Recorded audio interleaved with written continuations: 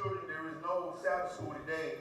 Mother Kelly is a little under the weather, a little sick, and then I didn't look at it as it being a bad thing because I'm glad that the teachers are here today because of the message that I'm getting ready to speak.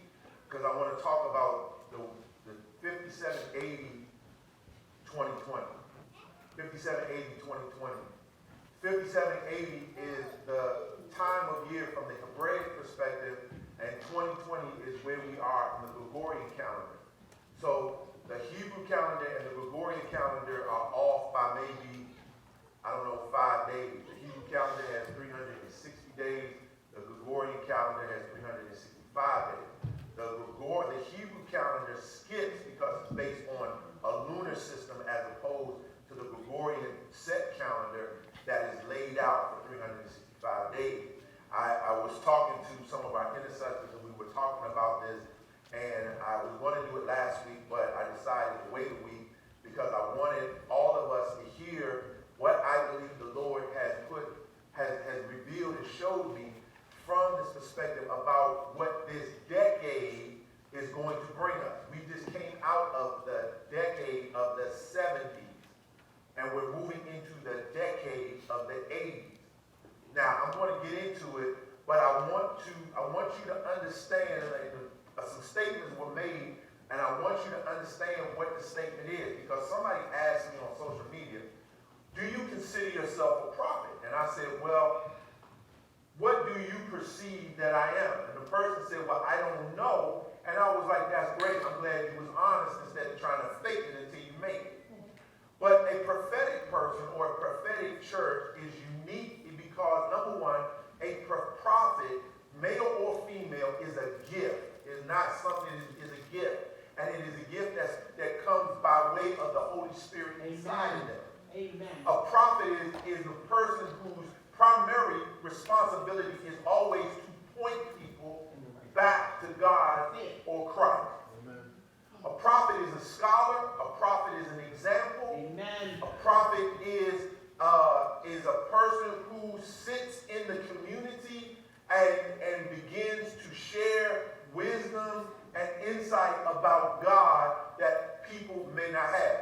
A prophet usually, from 1 Corinthians chapter 12, operates in all of the speaking gifts. Prophecy, word of knowledge, word of wisdom.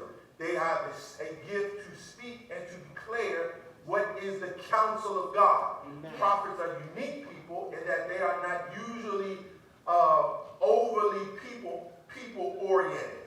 Exactly. They are people usually who are basically loners. They like being by themselves, although they can flow with people. Right. So when you say being a prophet, what does that mean? Let me give it to you from a natural perspective. Most people who have a level of intuitiveness usually fall into the vein of being prophetic. Meaning intuitive. You basically kind of feel something before it's going to happen.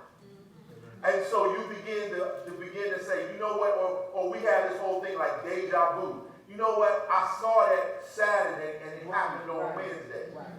That usually is a sign that your intuitive nature has probably, when you come into Christ, begins to be molded into being prophetic. People, you may not be prophetic, but if you go to a church that's very intuitive, you will think that those people are kind of weird because sometimes they're not overly friendly and they seem to always be in other people's business. True that. I'm just giving you the 411.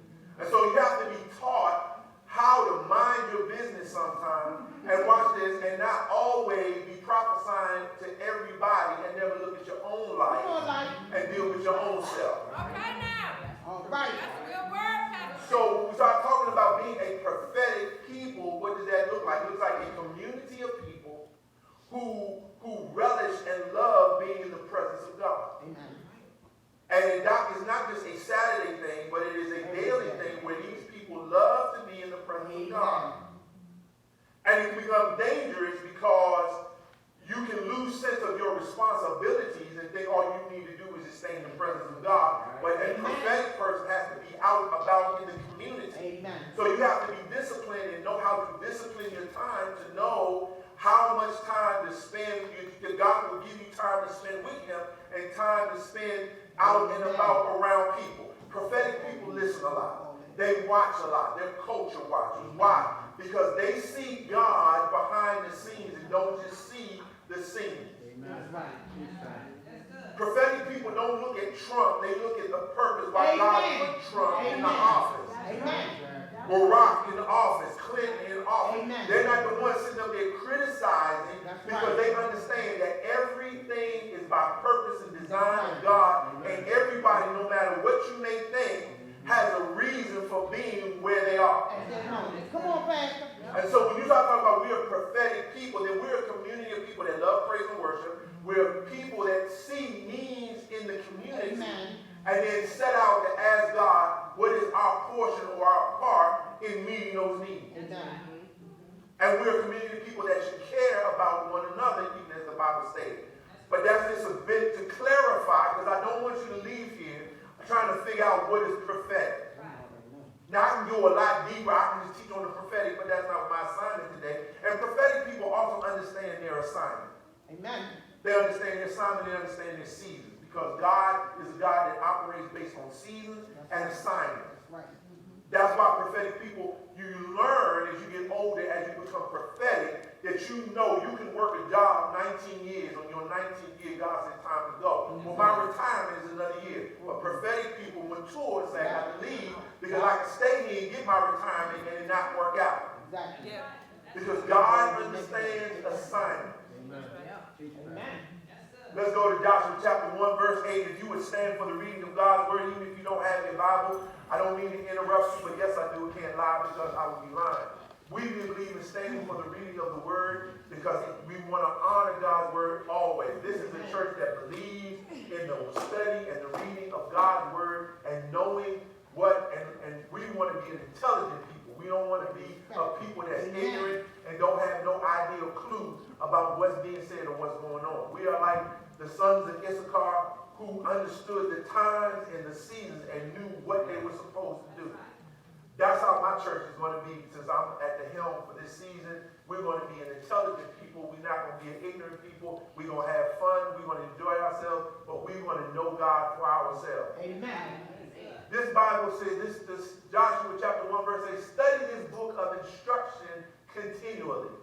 This is the NLT. King James says, or the New King James says, this book of the law. The law is the Hebrew word for law is Torah.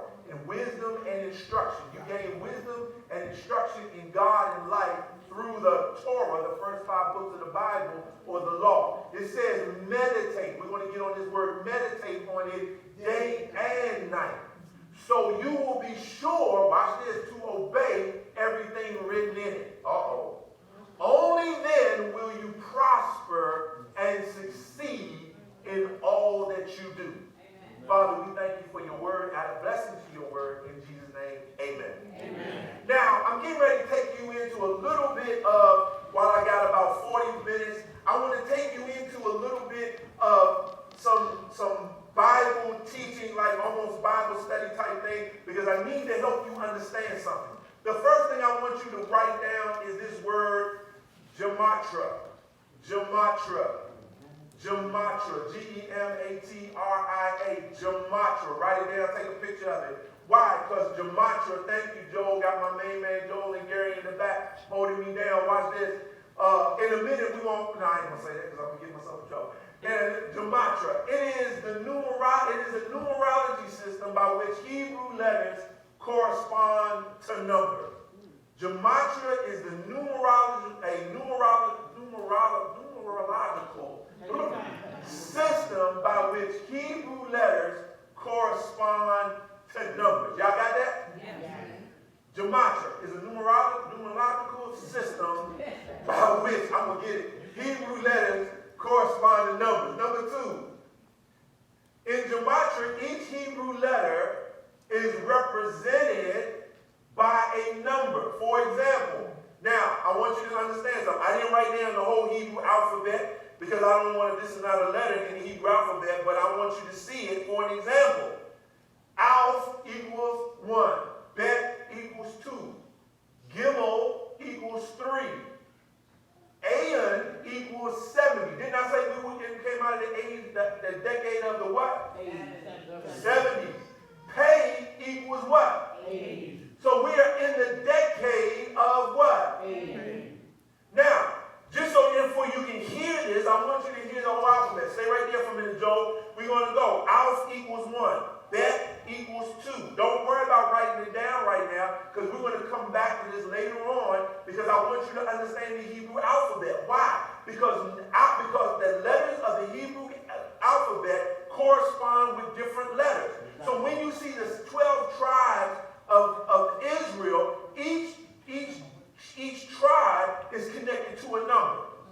So when you begin to read it and you start seeing, we're talking about who was the first son. That first son has a unique definition behind it based on its order and place.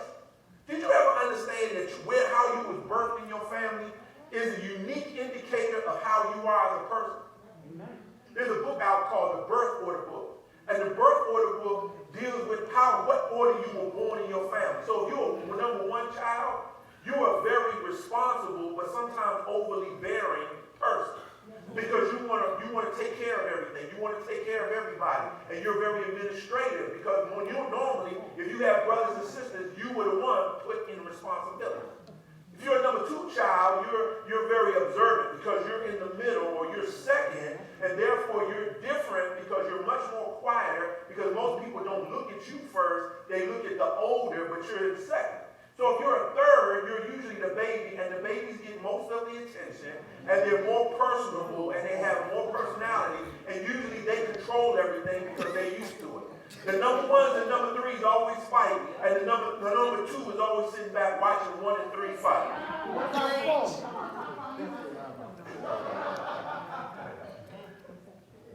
Go to the next slide. So gematria, each letter has a number to represent it. Go to the next slide, Joe.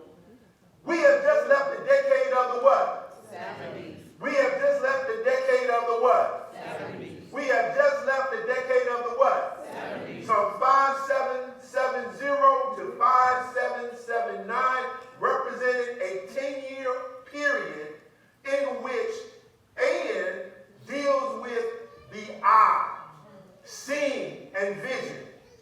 In the last 10 years, can you look back and look at everything that you have seen?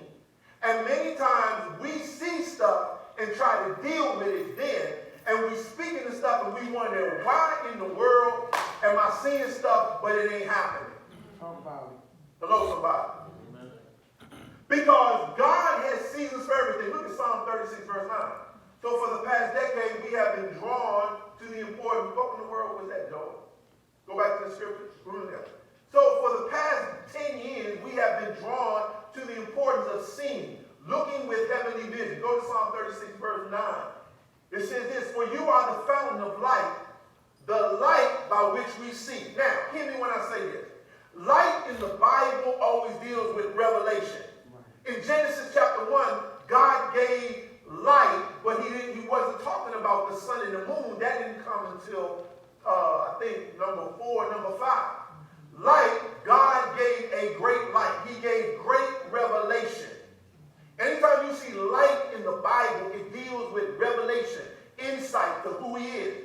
He says, for you are the fountain of life, the light by which we see. So therefore, in order to see God, God's got to give you light or revelation of the things he wants you to see, including him, including relationship, including where he wants you to go. See, how many people ever had a dream? You ever dreamed before?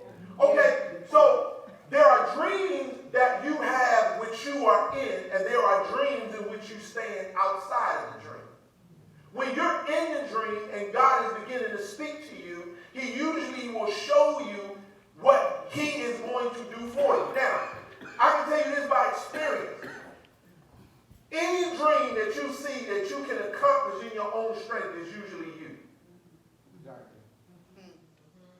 Any dream you see yourself buying a car, that's usually you. Because you can buy a car, you don't even have that good credit nowadays to buy a car. You might pay more, but use it. You can buy a house, you can get an apartment.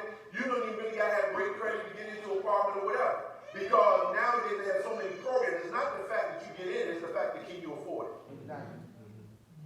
buy a Mercedes, but can you take care of a Mercedes? Ain't nothing worse than somebody buying a Mercedes and can't take care of it. You know what I'm saying? You can see somebody that you like and you can get them. It's not hard to get a person to marry, but that doesn't necessarily mean that's the right person for you. That just means in some kind of way they turned you on to be whatever, and then you like it and you want to be with them and you got with them. Usually when God speaks, it's always bigger than us. Like feeding, you drive down New York Avenue and you see 500 people homeless, and God said, I want you to do something about that. Right. And you say, well, God, how am I going to do something about that? I don't have the wherewithal.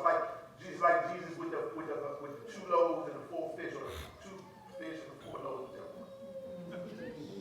It was some food. Go ahead, Right. The disciples come to him and they say, Jesus, send all these people home because we can't feed these people. He said, no, you feed them. Exactly. Usually when it's bigger than you, it's usually God speaking to you. Amen. And if he wants you to depend on him, that's why he gives it to you so big.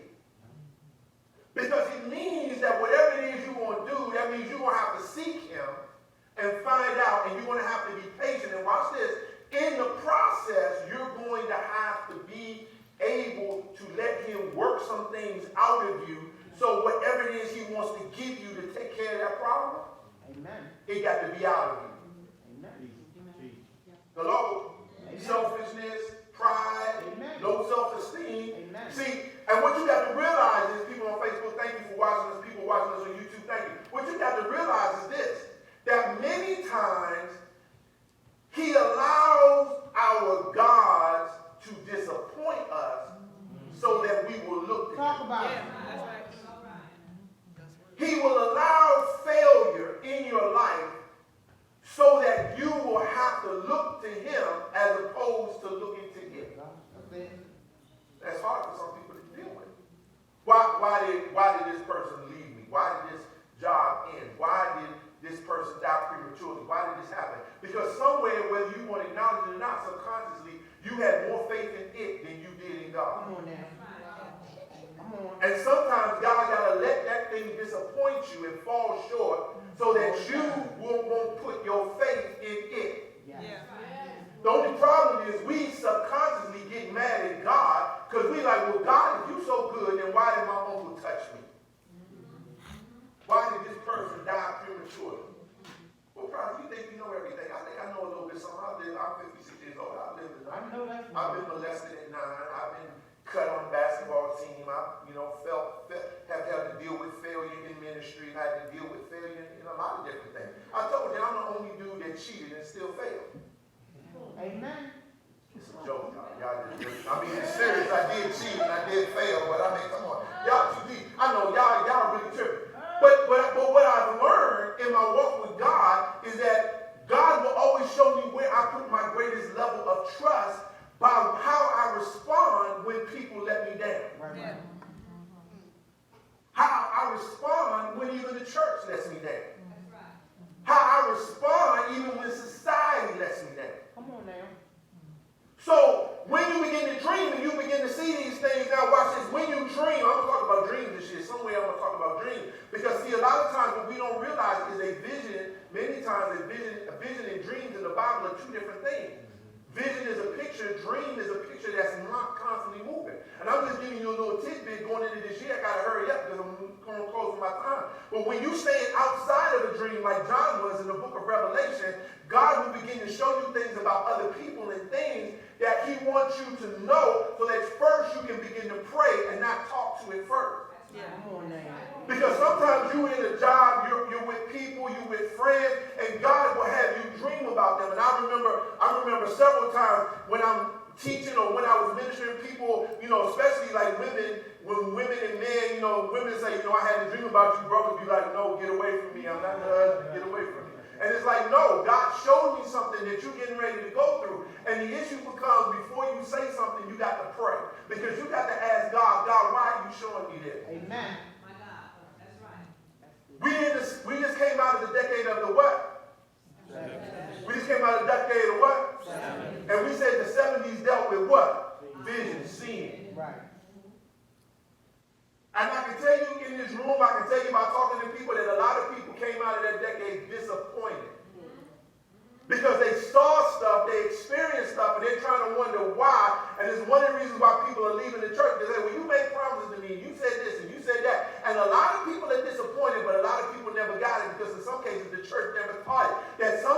see things, but it ain't for you right now. Exactly. Because I got to go back and I got to reiterate this. I'm going to keep going back over and over again. Because in that decade, God was preparing you. He showed you building that you was going to have. I told you last week, Deuteronomy chapter 6, verse 9. He said you're going to enter into the promised land. But remember, when you read about the promised land, when you read about the children of Israel wandering in the wilderness for 40 years, number one, a whole generation had to die because they couldn't stop looking back at the word. And God had to raise up a whole new generation before they can even go into the promised land, because the people who saw what God showed them got afraid because there was giants in the land. See, we see a lot of stuff, and what stops us many times is that we see, man, that's too expensive for me, I can't get that. Or we see, I don't know if I can do that. That means that's why I have to go back to school and get my master's degree, go back to school and get my doctorate. You mean, that's a lot, God. I don't know if I can do that. You see, you got to understand, when Michael came to Zacharias, he had to shut Zacharias up because Zacharias doubted that God could do something between two old people. And the crazy thing about it was Zacharias was a priest. So he knew the story of Abraham and Sarah. He knew that God could take an old body and bring life through it again. He knew God could take something that was disqualified and requalify. And see, sometimes many people don't think, oh, I'm not qualified to do any of this. And then so God got to shut you up. That's right. So that he can accomplish his purposes for you. Can I say this? Let me say this as we go along the way. There is nothing that God promised you that he won't make happen. But your attitude, your mouth, your disposition can slow up the process because you won't stop disbelieving God. Yeah, come on. Sometimes when you know not sure something, the best thing to do, my mom used to tell me this, you ain't got nothing good to say, just don't say nothing at all. So true. And so what you and I got to realize is that God showed us things in the decade of the 70s, and we trying to figure out why it's not working, and we speaking to it, and we declaring, and we decreeing, and we walking around, and we jumping around, and we say this gonna happen. It's not that it ain't gonna happen, but sometimes you have to see and then prepare yourself like the second generation to go in. But here's one of the things you got to realize: read the book of Judges, because God told the children in Judges, these people are ready, but I got to teach them how to fight. You can't fight cussing folk out. You can't fight with knives and guns. Not this, because you got to understand you're dealing with a spiritual God that's very much involved, but you're dealing with a spiritual devil that's just as involved and just as much wants to mess you up and to stop you before you get it. And the reason, one of the things you got to realize is, and you got to understand, you need to thank God every day you still here. Because if God allows you to be alive, that means that you still got hope and that you still have a purpose and a plan. I told somebody when I got in the car accident, I said, that car wasn't going to kill me. And they said, why? Because God told me the prophecy over your life hasn't been fulfilled, and until it's fulfilled, you can't go nowhere. I don't care if you got high blood pressure, diabetes, heart disease. I don't care if you got one leg. I don't care if you got toes. I don't care if you got a bone in your hands and feet. You can't go nowhere until the prophecy over your life is fulfilled.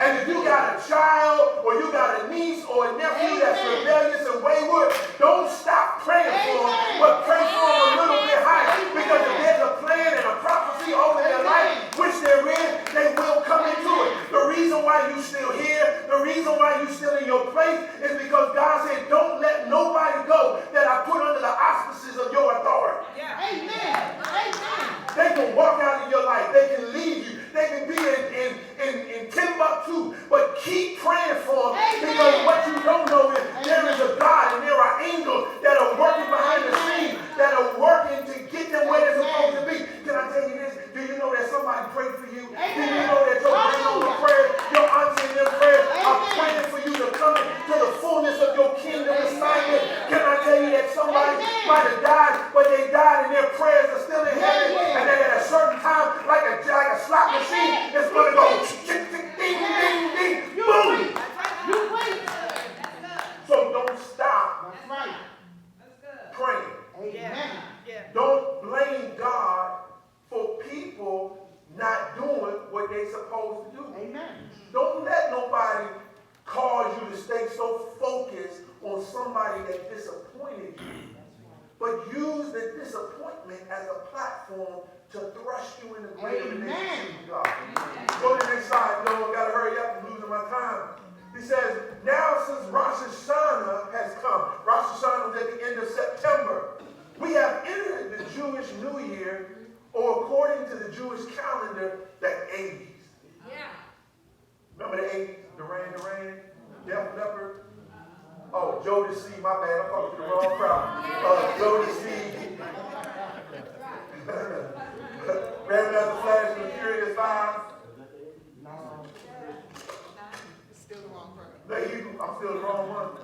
Okay, you gotta get there, listen to the 80s groups. I'm all over the place. I'm still in Journey. I'm, hanging out with Journey in Chicago and all that. Toto. Phil Collins, that's my music. Earth, Wind, and Fire, the Commodore, with my you got me going the wrong place. Let me stop. The Hebrew letter for 80, the Hebrew letter for 80 is pay. Somebody say pay. Pay. Or pay, how P-E-Y or P-E-H, pay. Pay is the Hebrew word for mouth. Somebody say mouth. Mouth. That's why when you read Joshua chapter 1, verse 8, it says, don't let this law depart from your mouth. We going somewhere. You know where I'm going? Go to the next one. We going somewhere. So we went from a decade where the focus was on the eye to a decade where the focus now on the mouth and our declaration. Yes. Woo. Yeah. So the Bible says when we meditate in Joshua chapter 1, verse 8, let's look at this. The word meditate is the Hebrew word hagah. Somebody say hagah. Hagah literally means, somebody repeat after me, to utter, to murmur, to mutter, to make a sound. It can also mean to moan or to growl. Psalm chapter 1, verse 2, you got that, Joe? But they delight in the law of the Lord, or the Torah of the Lord, and meditate on it day and night. Murmur on it, mutter on it. Remember, we keep talking about, for those of you that have been around, for God is looking for a sound. Amen. And we keep trying to come up with a sound. Can I tell you something? Let me give you some revelation. God ain't looking for nothing, no growling. He's looking for his word. That's it. He's looking for him. He's looking for us to reiterate to him his Word. word. Yeah. Psalm 46, Isaiah 46, verse 3. It says, put me in remembrance of my word. See, let me tell you something. For every situation, and I got to hurry up. It says, look, watch this. Oh my God, thank you, Joel. It says, have you listened to your self-talk lately? Because self-talk is the reason why many of us don't get nowhere. Because we self-talk ourselves into death. We self-talk ourselves into going nowhere. Oh, God will never use me. Oh, that ain't for me. That's for somebody else. Oh, I just don't know. I just don't know. I don't know if God is ever going to remember me. I think I miss God. No, you got to be quiet because your self-talk is killing you. It's killing me.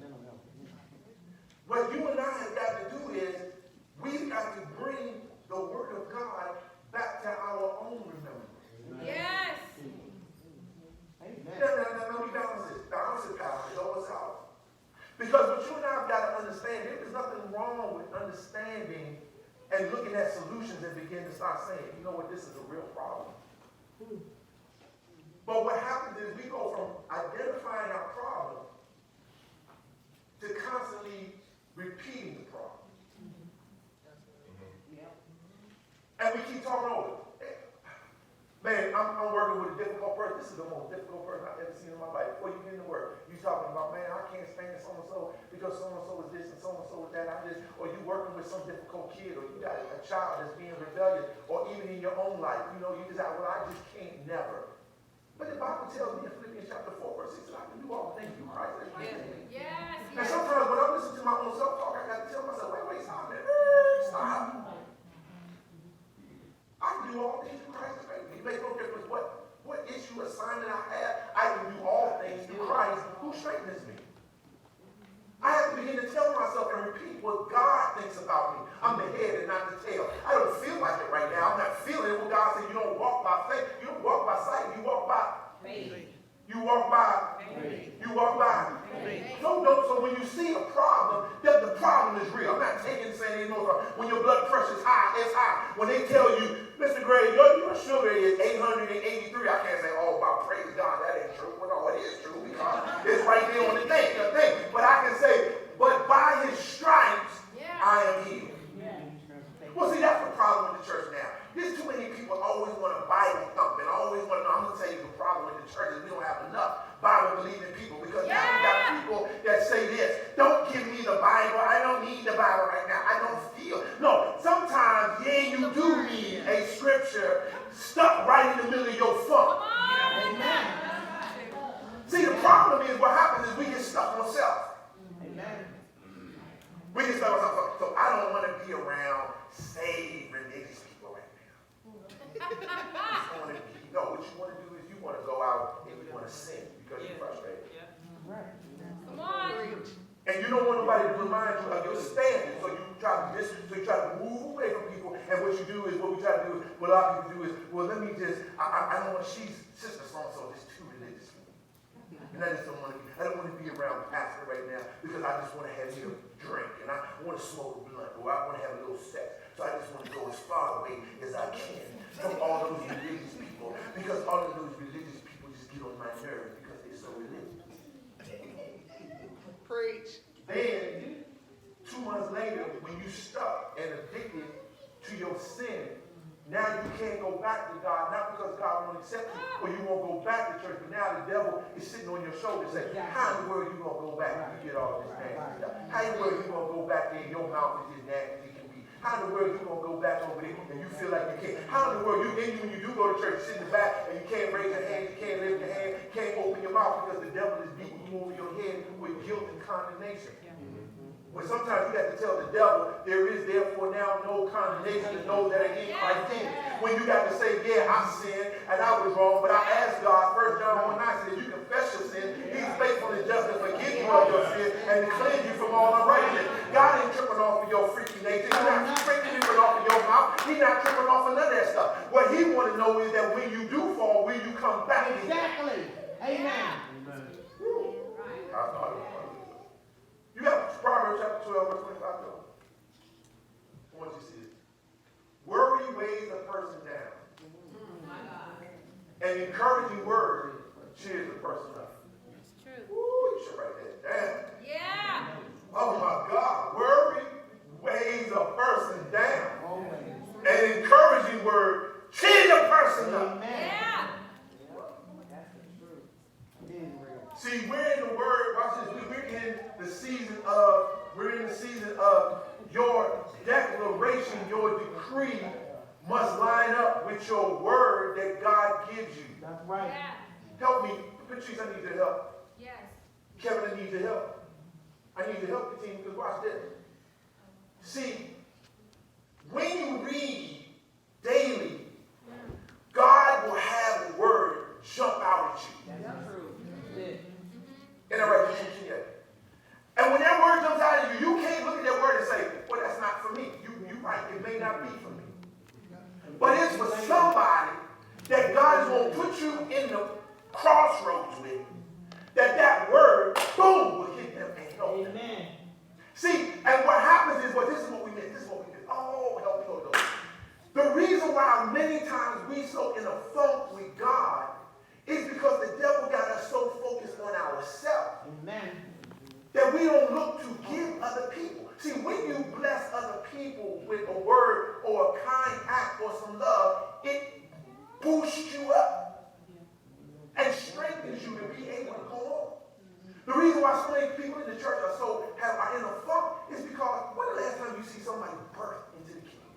Come on. When the last time you saw somebody baptized in the Holy Ghost? When the last time you saw somebody baptized in water? When the last time you invited somebody and they came to church? It brings an excitement because you see God drawing people in. See, when you ain't never seen God move, it's hard for you to stay in a decade and you ain't never seen God do nothing for you. Because see, I got a problem. How we walking in God and nobody got a testimony? Yeah. Come on.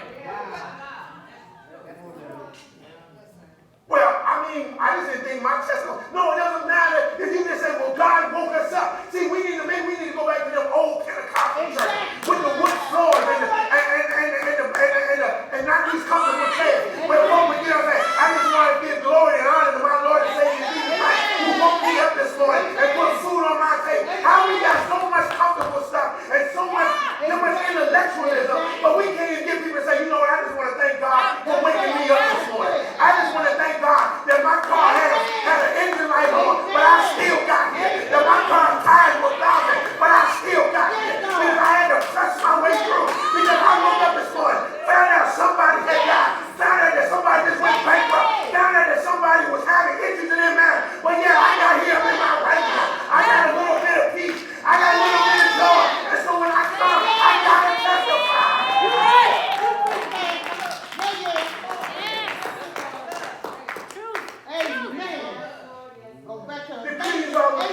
Remember this, remember this. Watch this, 80, because this is the season that we're in. God is going to put you into some places. Like Daniel was 80 when he had to interpret the prophecy on the wall in Daniel 5. Moses was 80 when he stood before Pharaoh. Let my people go. Come on. Can I tell you something? God. In this season, in this decade that you're in, God is going to bring you before some great people. He's going to bring you in front of some important people. Now watch this. What didn't work a decade ago is now the season that's going to work. Thank you, God. I receive it. Yeah. Remember David. Remember Shadrach, Meshach, and that bad Negro. They had to go through some stuff before they got through the place where God said, now. Now. Amen. What didn't work a decade ago is going to work in this decade. Amen. So if you got any reservation, if you got any disappointment, you better shake it off. You better say, Lord, forgive me. I appreciate what Tina said. Lord, I appreciate what Tina said. That I had to come to a place to finally say, Lord, I surrender. Yeah. Because see, some of us have not surrendered all. See, we used to going through the same old because we got disappointed in the decade before. But it comes to a point in time when you haven't had your tail whooped so many times that when your mama got mad at you, you just said, you know what, go ahead, mama, because I'm just tired of beating this beat. And you just lay down on the, you just lay down and just ran or whoever's going to beat you. And they said, what's wrong with you? Because mama, I'm tired of you chasing me around the room. And then I get in the corner and you finally catch me. And you get tired of getting your tail whooped because you've been disobedient. Yeah. You've been disobedient. Not God. God ain't left you. You left God. Yeah. You quit on God. God ain't quit on you. He was preparing you. Watch. The 80th, watch, this is wonderful. The 80th chapter in the Bible is Exodus 30. Now listen to this. The 80th chapter in the Bible is Exodus 30. It talks about the importance of prayer, the altar, money for the tabernacle, the wash basin, the word, the anointing oil, and incense. See, 80, when you look at that and you break it down, Pastor, I don't understand that. Because let me help you understand. Because now you're at a place where you are free to talk to God and not trip off your own stage. Come on now. The altar is a place where it's a place of exchange. So now you should be at a place or growing to the place where now when God says, give me your attitude. That's it. They ain't no fighting. When God says, you had a little bit of money. Well, you ain't even fighting with the deal now because I can't do nothing with this. When you say, when he said, and then he said money for the tabernacle or the church, give it. Then he says the wash basin. Where now you're in the word every day because you need a word because it's getting darker. Amen. Yeah. And I need the light of God to shine in me and show me. Thy word. Psalm 119, 111. Thy word is a lamp unto my feet and a light unto my pathway. In it getting darker, we find that people don't know what to do. They don't know where to go. People are afraid. We getting ready to have war. Let me tell you something. It's all prophesied in the book. Exactly. We're in the judgments. We're in the bold judgment. Exactly. The horse, it's all in the Bible. Exactly. The Middle East has been decided and determined long ago that this was going to happen. Yeah. You want a great book to read? Read the what's it called? The Great Chess Match by Brzezinski. He talks about how every president is assigned to deal with a certain part or conquering a part of the nation. Let me just never mind, don't look at it. You good? You good. The 80th verse of the Bible, it's all in the Bible. If we would read the Bible and read the book of Revelation, we'll see. I just don't understand. Well, ask somebody. Come on. But it's in the Bible. It is. Pestilence, earthquakes, famines, wars, rumors of wars. This is all part of the whole scheme and the plan of God and man carrying it out. Exactly. Wars are going to continue. They're going to get worse. The Bible says it's going to get dark. But when sin abounds, grace doing much more about. Watch this. The 80th verse of the Bible, because I got 10 minutes. The 80th verse of the Bible is Genesis 3:24. What happens? Because this is y'all. This is where y'all are at. Genesis 3:24. Show me that because it's the word watch in the verse. Genesis 3:24.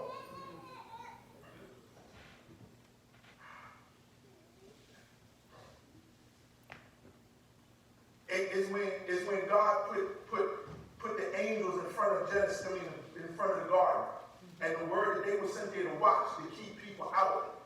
And so there it is, after sending them out, talking about Adam and Eve, the Lord God stationed mighty cherubim to the east of the Garden of Eden. And he placed a flaming sword that flashed back and forth to guard the way of the tree of life. Now, there's a word, this is the NLT, King James says to watch. The word watch, go back to the definition we just had, Joel. The word watch in the verse is samar. Somebody say samar. Samar. Which means to watch, like a watchman. Oh, yes. In Ezekiel, God asked Ezekiel, can I find a man? Right. He said, and that you can be a watchman on the wall. This is the epitome of what prophetic is. That you stand looking to see what's coming. Come on now. Yeah. Come on. Teach it. That you stand and you see the trends and the flows and the ebbs of life and how things are changing. And now you had 1 Chronicles 12 that the sons of Issachar, now watch this, the sons of Issachar was not a big tribe. They only had 200. But they knew the signs of the times and knew what should be the strategy for those times. What did you say, First Chronicle what? I think it's 1 Chronicles 12. And so God is always looking for men and women. All the time. Not just to stand on the wall, but watch this. A watchman failed if he saw a problem and never said anything. That's it. Come on. Speak to it. Come on. A little while ago, we had a bunch of people that were part of this church, and they were watching. You're right. They were watching. Don't go. And you know what the problem was? They weren't patient enough, nor did they want to understand enough to really operate in their assignment. Because watch this. They get it different. Hosea chapter 4, verse 6. God has left us to give to a servant of the prophet. See, God will show you before it's going to even happen. Amen. And some things he shows you is for you to speak to, and some things he shows you you're supposed to pray about. Yeah. With your kid, you're going to see it before it happens. Yes. With Definitely. this nation, if you're a prophet, this always used to bug me. I'm a prophet to the nation. Okay, then what God's saying about the nation? What can they have? Please tell me. Come on. Come You on. say, I'm a prophet to the nation. No, you just want an itinerant ministry to travel and make a bunch of big money. No, because people that really, who are prophetic and see what's going on, you can look at the Middle East and say, this is what's going on. Exactly. Because he doesn't do anything unless he reveals it to a certain prophet. You could be on your job and you can say, that dude right there getting ready to get fired. Well, yeah, there ain't nothing wrong. You could watch. Because you're in the presence of God and God will show you. Yeah. Right. He said, you put him, watch this, he put the serpents in front of the garden and protect the tree. And watch this, the tree represents Christ. The two-edged sword represents the word. They stand and they wield the sword to cut away anything that would affect relationship with that tree. Go to the next one. Watch this. I'm talking to some people. Some of y'all are in the government. God is going to use you in this season. Watch this. This is a study many of you all need to do. Several cultural mountains that we need to understand, that we need to pray about, and we need to understand why God has us in some of these places. 7 cultural mountains of influence that we need to study because some of you are in them. Religion, family, business, education. Go to the next one, Joe. Media, government, arts and entertainment. People have an assignment to some of these or one of these or many of these different areas. Arts and entertainment. Who has a heart and a burden to see a lot of these rappers saved? Come on. Me?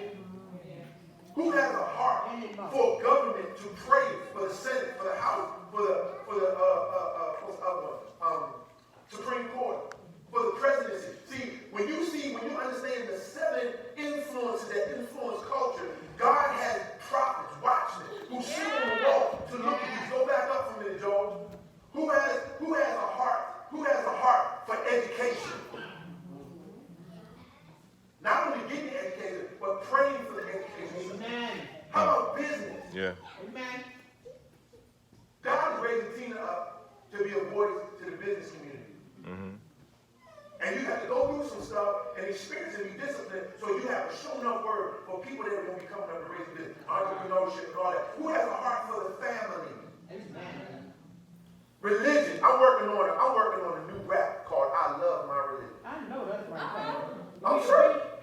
I got Jefferson Bethany came out with I hate religion. And everybody came out, I hate religion. I started saying, you know what? We need a rap. He said, so come up with one. I said, I ain't no rap. He said, I can give you the word. You just got to have the faith. That's it. Called I Love My Religion. Because we don't even understand what biblical religion is. That's right. Come on, though. Let's speed through this. I got 5 minutes. 2020. Watch this. Because this is going to bless you. Because this is where some of y'all are. The Hebrew number 20 is Esherah. Somebody Esherah. Manhood. It's a time of manhood. The age of accountability. Watch this.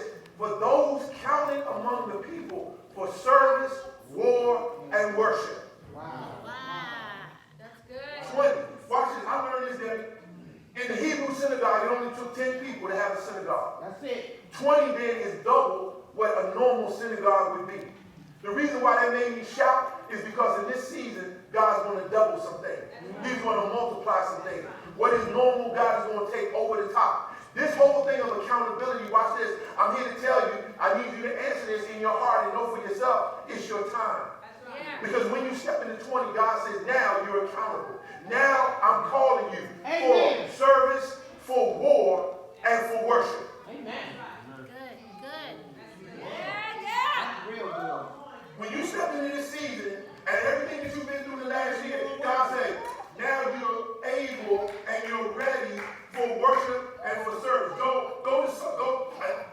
Forget those. Give me 1 Chronicles 23:24. 1 Chronicles 23:24. I'm going to keep talking to these people. Because what you got to understand on Facebook and on YouTube, you got to realize it's your time. That's it.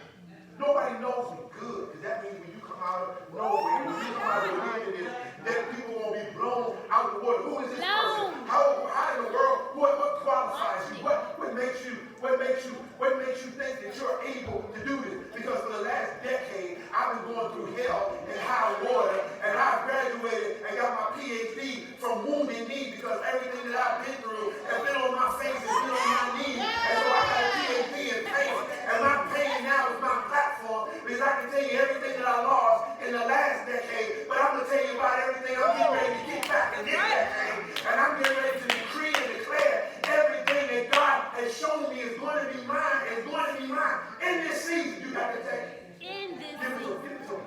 I gotta get out of here. I gotta go home. In this I'm season. This season. It's my season. I'm bringing sexy back. I'm losing all this weight. I'm gonna bring sexy back. First Chronicles 23, give it to me. No, he got it. Don't worry about it. I'll be ready to show it to you. First Chronicles 23, 27. 23, 24. My bad, y'all. I'm gathered. Good. First Chronicles 23, 24. I just want you to see this. These were the descendants of Levi by clan, the leaders of their family group, registered carefully by name. Each had to be 20 years old or older to qualify for service in the household of God. You're qualified. It's your time. It's your season. For the next decade, God is going, should the Lord tarry. I don't know if when he's going to come back. I don't know.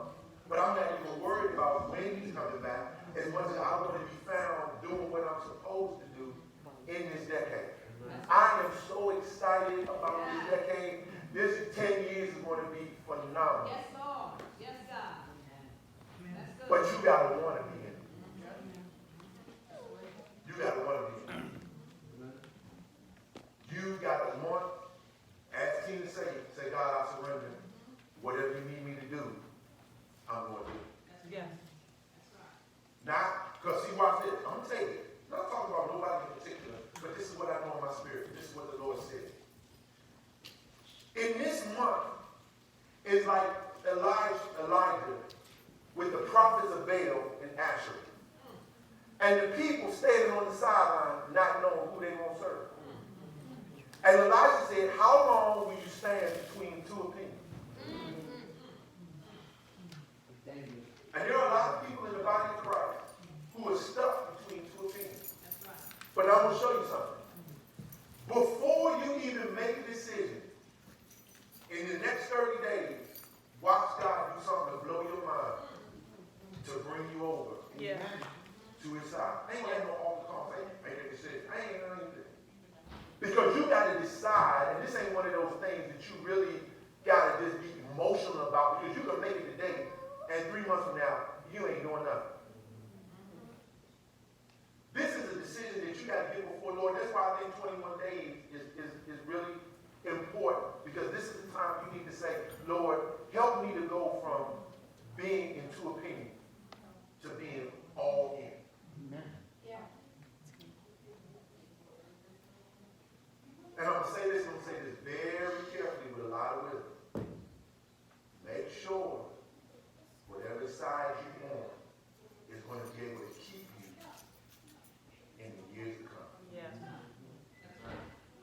The reason why I say that, the chip is coming. War is coming. It's going to get worse. And whatever you put your faith in, make sure it can keep you in the midst of all of that. Layoffs are going to come. Black men, black women are going to continue to fight until we break some generational things. That's right. And I'm going to tell you what, it starts with us going back to God. Amen. They're getting ready to come out with a show based on witches. Produced by witches. Done by witches. You watch how that's going to grow, because they're already reporting that a lot of black women are moving into witchcraft. Exactly. Exactly. And you're going to have your friends start coming to you, trying to pull you in, call you, and coming into different things. Say, come on and go with me. We're going to go to a church, but it's going to be a little bit different. Because witchcraft is going to increase. But I'm going to tell you something. So are the prophets of God. Yeah. And for some of y'all, now I'm prophesying that, some of the people that are very close to you, you're going to have to confront because of what they need. You're going to have to speak the word and take a stand, and people that you thought was with you ain't going to be with you. But God's got people to stand beside you, but it ain't going to be the people you think. And you're going to have to take a stand, and you're going to be caught in the middle of something that you're going to probably be a minority and have to take a stand on. Okay. And you're going to have to raise your voice and declare what thus saith the Lord. Amen. But to do that, you can't be one foot in, one foot out. Got to be standing. You're going to have to be all in. Yeah. And you see the persecution in countries where Christians are being killed, it's going to come here too. Right here. It's going to come here too. Yeah. For being a Christian, it's going to cost you. And you're going to have to decide whose side you're going to be on. And so I'm trying to tell you, it's coming. But in the midst of that is going to be the glory of God revealed in such great ways. I do believe this, that with greater persecution is going to come greater revival. Every time. Because people who know the truth, God is greater. and I say this, and I believe it's what you said. I'm saying this, I'm done. There are people who are literally at home wondering what they want to do. And God, in the next 6 to 8 months, is going to start talking to people. And because it's going to get so dark outside, people are going to start running to houses. Where is God? Where is God? That's why I told him what I told him. Worship is going to be key in this first year, because that's what's going to draw people. Exactly. Amen. It's going to be worship. You're going to see fire turned up in many ways in our lives to cause us to worship Him, to praise Him. Because that's going to be the weapon that's going to defeat the enemy and give you direction. That's it. But you're going to have to decide what you want to do, because there's not going to be no more being on the sideline and just, well, I can't make up my mind. No, I'm telling you, circumstances are going to push you in one direction or another. Amen. So you got to have to let go of some stuff. Ask God to help you forgive. you are to step into the kingdom. Amen. Not church. I got a book, and this is a great title. The doors of the church